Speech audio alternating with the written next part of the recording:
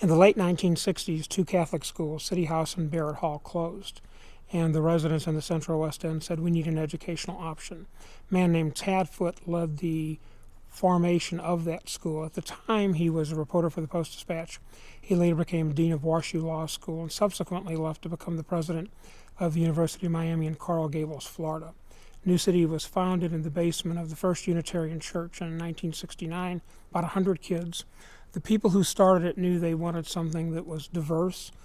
They bought into the open classroom model, which was in vogue then, which basically said kids learn best when they can have choices and when school is fun. So the school was there a couple years. It moved to the building in which it's now located, Waterman and Lake, which had been built in 1901 as Mary Institute in 1971. And by the time I arrived in 1981, we had about 245 kids. It was a place of joyful learning, a diverse setting where kids could grow and learn. And I viewed this as an opportunity to bring some theories to life and to work with some exceptionally talented people.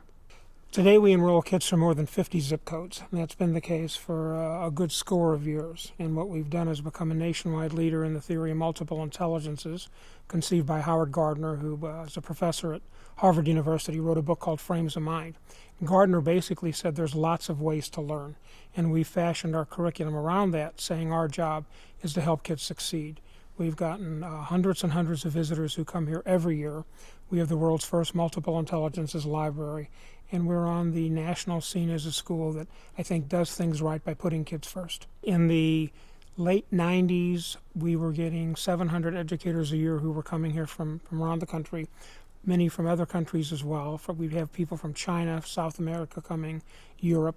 We held 4 multiple intelligences conferences, each of which had 200, 300 people from all around. And people would go back to their communities and talk about, here's what a school could be. Now, I have to say that doesn't mean we were perfect. We weren't and we aren't. But what we were doing was saying the status quo is not sufficient. Our job is to find better ways to reach kids. I joined New City in 1981. I had been a principal in the University City Public Schools. There was an opening here, and friends suggested I applied, and I came down thinking I'd be here 3 to 5 years. 34 years later, I retired.